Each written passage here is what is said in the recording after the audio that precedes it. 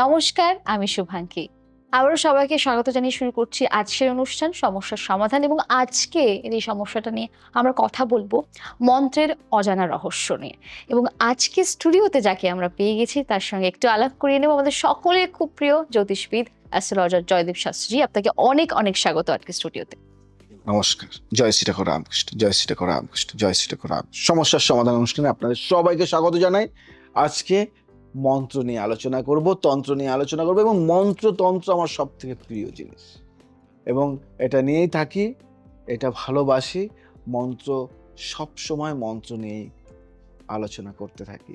তাই সবার একটাই কথা, দাদা কিছু সিরিজ করো না তন্ত্র নিয়ে। তাই শুরু করলাম।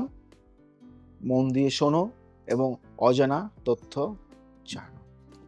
শাস্ত্রীজি, আমার মাথায় যে প্রশ্নটা এই মুহূর্তে আসছে মন্ত্র নিয়েই আমি করব, সেটা হলো যে আমরা তো জানি যে মন্ত্রে একটা শক্তি আছে, কিন্তু মানে আমার মনে যে প্রশ্নটা আসছে, মন্ত্র কি শুধু সংস্কৃত হতে হবে, না বাংলায় হলেও সেই ভাষা বললে সেটা কাজ হবে? মানে ল্যাঙ্গুয়েজটা কি ম্যাটার করে? সংস্কৃতে বললেই মন্ত্রর কাজ হবে বা বাংলায় বললে হবে না?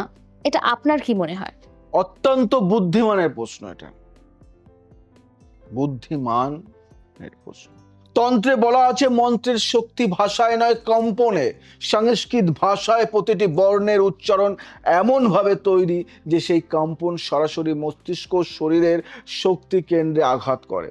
এই কারণেই সংস্কৃত মন্ত্র বেশি কার্যকর। কিন্তু মাতৃভাষায় প্রার্থনার একটা আলাদা শক্তি আছে। কারণ মাতৃভাষায় যখন কথা বলি তখন হৃদয় থেকে বলি, হৃদয়ের গভীরতা থেকে বেরানো শব্দের শক্তি অনেক বেশি। তন্ত্রে একটি সুন্দর কথা আছে, ভাবহি ভগবান, ভাবহি ভগবান, অর্থাৎ ভাব বা আবেগী ঈশ্বর। সঠিক ভাব নিয়ে যে কোনো ভাষায় ডাকলে ঈশ্বর শোনেন। তাই বলবো সংস্কৃত মন্ত্র শিখুন, কিন্তু যদি না পারেন মাতৃভাষায় হৃদয় থেকে ডাকুন। ঈশ্বর ভাষা বোঝেন না, ভাব বোঝেন। ঈশ্বরের কাছে পৌঁছানোর জন্য সংস্কৃত জানতে হয় না, হৃদয় খুলতে হয়, তাহলেই ঈশ্বর ডাক শোনে। আচ্ছা শাস্ত্রীজি, আমার মাথায় যে প্রশ্নটা আসছে, মন্ত্র জপ করার সময় কি মালা ব্যবহার করতে হয়? আমরা অনেকেই জানি যে মালা হয়তো ব্যবহার করতে হয়, সেটা আমি প্রশ্ন করতে হয় কি করতে হয় না, আর কেন মালা লাগে এটা আপনার মনে হয়? এবং এটা কি শুধু মানে গোনার জন্য, নাকি এর আরো কোনো কাজ আছে? না না না, মালা শুধু গোনার জন্য নয়, মালা শুধু গোনার জন্য নয়, মালার একটি গভীর তান্ত্রিক কারণ আছে। তন্ত্রে বলা আছে মন্ত্র জপের সময় শরীর থেকে একটি বিশেষ শক্তি তৈরি হয়। এই শক্তি আঙুলের মাথা দিয়ে বেরোয়। মালার দানা যখন আঙুলে স্পর্শ করে তখন সেই শক্তি মালার মধ্যে সঞ্চিত হতে থাকে। এইভাবে মালা একটি শক্তির আধার হয়ে ওঠে। এই কারণেই পুরনো সাধকের মালা অত্যন্ত শক্তিশালী হয়। এখন বিভিন্ন মালার কথা আমি আলোচনা করব। রুদ্রাক্ষ মালা, শিবের চোখের জল থেকে জন্ম সবচেয়ে শক্তিশালী, শরীরে পড়লে রক্তচাপ কমে, বিজ্ঞান এটা প্রমাণ করেছে। তুলসীর মালা, বিষ্ণুর প্রিয়, সাত্ত্বিক সাধনার জন্য মনে শান্তি আনে। স্ফটিক মালা চন্দ্রের শক্তি ধারণ করে, মন স্থির করে। চন্দন মালা সরস্বতীর সাধনায় ব্যবহার করা হয়, মেধা বাড়ায়। হলুদ হাকিক মালা বৃহস্পতির শক্তি, জ্ঞান ও সম্পদ আনে। কালো হাকিক মালা শনি ও রাহুর প্রভাব কমায়, শত্রু থেকে রক্ষা করে। এবং মালার দানা সর্বদা 108টি হওয়ার কারণ আছে। বলবো কারণটা কি? নিশ্চয়ই। তন্ত্রে বলা আছে মানুষ দিনে 21,600 বার শ্বাস নেন, এর অর্ধেক হলো 10,800। এই সংখ্যার শতভাগ হলো 108, অর্থাৎ 108টি মন্ত্র জপ মানে প্রতিটি শ্বাসের প্রতিনিধিত্ব করছে। মালা শুধু গোনার সুতো নয়, মালা হলো শক্তি সঞ্চয়ের পাত্র। যত বেশি জপ তত বেশি শক্তি, বুঝলে? খুব ভালো কথা বলেছেন। এবং আরেকটি প্রশ্ন যেটা আমার মাথায়ও আসছে, সেটা হলো মানে মন্ত্র জপের সময় কি চোখ বন্ধ রাখতেই হবে? আপনার কি মনে হয়?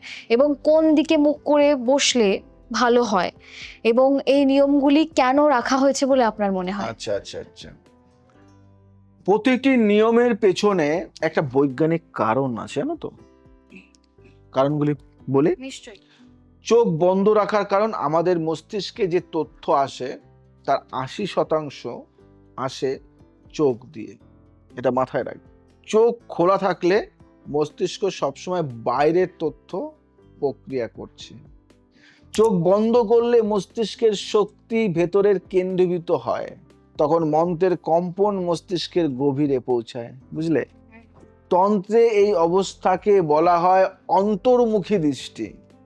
দিক নির্ণয়ের কারণ, পূর্বমুখী বসা সূর্যের দিক, সকালের সাধনায় সর্বোত্তম নতুন শুরু ও শক্তির সঞ্চারের জন্য। উত্তরমুখী বসা চৌম্বকীয় উত্তর, পৃথিবীর চৌম্বক ক্ষেত্র উত্তর থেকে দক্ষিণে প্রবাহিত। উত্তরমুখী বসলে এই প্রবাহ শরীরের মধ্যে দিয়ে যায় এবং শক্তি বাড়ে। দক্ষিণমুখী বসলে কি হয়? পিতৃকর্ম ও মৃত্যু সংক্রান্ত কাজে পশ্চিমমুখী বসা সাধারণত এড়িয়ে চলা উচিত। আসনের কারণ কি জানো? মাটিতে সরাসরি বসলে শরীরের শক্তি মাটিতে চলে যায়। কুশ বা কম্বলের আসনে বসলে শক্তি শরীরে থাকে। স্নানের কারণ কি জানো? জল শরীরের বিদ্যুৎ প্রবাহ পরিষ্কার করে। স্নানের পর শরীরের শক্তি কেন্দ্রগুলি পরিষ্কার থাকে, তখন মন্ত্রের কম্পন বাধাহীনভাবে ছড়িয়ে পড়তে পারে। সাধনার নিয়ম মানা মানে ঈশ্বরকে সম্মান করা। যে নিয়ম মানে সে শক্তি পায়, যে অবহেলা করে সে শুধু সময় নষ্ট করে। এবং প্রত্যেকটা কথা আপনি বলছেন, সত্যি মুগ্ধ হচ্ছি আমরা, এবং এরকম আলোচনা এর আগে কেউ করেনি। এবং আরেকটি প্রশ্ন যেটা আমার মনে হচ্ছে, তন্ত্র নিয়ে যেতে কথা বলছি, তন্ত্রের অজানা যে দেব দেবী সেগুলো নিয়ে একটু আমরা কথা বলি এবার। শাস্ত্রে যে ভৈরব, এটা কে? এবং তার তো সম্পূর্ণ অনেক রহস্য আমরা শুনেছি, অনেকেই শুনেছি। তন্ত্রে তার ভূমিকা কি, আপনার কি মনে হয়? একদম একদম একদম, ভৈরব হলেন শিবের সবচেয়ে ভয়ঙ্কর রূপ। এক কথায় আমি যদি একটা কথায় আমি উত্তর দিই, শিবের সবচেয়ে ভয়ঙ্কর রূপ হলো ভৈরব। শাস্ত্রে আছে, একবার ব্রহ্মা অহংকার বশত নিজেকে সর্বশ্রেষ্ঠ বললেন। তখন শিব অত্যন্ত ক্রোধিত হলেন এবং তার নখ থেকে জন্ম নিলেন ভৈরব। ভৈরব ব্রহ্মার একটি মাথা কেটে দিলেন। এই ঘটনার পর ভৈরবকে বলা হয় কপাল মোচন, যিনি অহংকারের মাথা কাটেন। তন্ত্রে ভৈরবের 64টি রূপ আছে, 64। কয়েকটি রূপের কথা বলবো। বটুক ভৈরব সবচেয়ে সৌম্য রূপ মানে কি? শিশুরূপী। এই ভৈরব রক্ষা করেন তার মন্ত্র ওং হ্রিং বটুকায় আপদুদ্ধারণায় কুরু কুরু বটুকায় হ্রিং।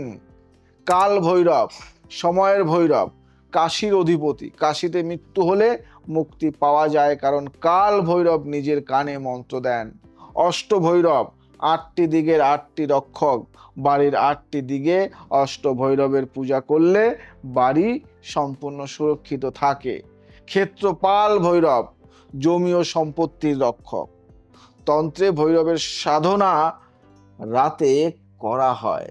তন্ত্রে ভৈরবের সাধনা রাতে করা হয় কারণ বিশেষত অষ্টমী, চতুর্দশী ও অমাবস্যায় ভৈরবের প্রিয় নৈবেদ্য সরিষার তেল, ভাজা মাছ, মধ্য এবং লাল হিবিস্কাস ফুল। কিন্তু সাধারণ মানুষের জন্য বলবো, ভৈরবের সাধনা গুরুর নির্দেশনা ছাড়া করবেন না। তবে বটুক ভৈরবের পূজা সবাই করতে পারেন। একটা বাণী বলি, ভৈরব ভয়ের দেবতা নন, ভৈরব ভয়কে জয় করার দেবতা। যে ভৈরবকে চেনে সে জীবনে আর কিছুকে ভয় পায় না। তাই সবাইকে বলবো, তন্ত্রর যদি কাজ করাতে হয় তাহলে আর দেরি নয়, এখনই। আর তন্ত্র যদি শিখতে হয় আর দেরি নয়, এখনই কন্ট্যাক্ট করো। তন্ত্র শেখার খাজানা যদি জানতে হয় এখনই।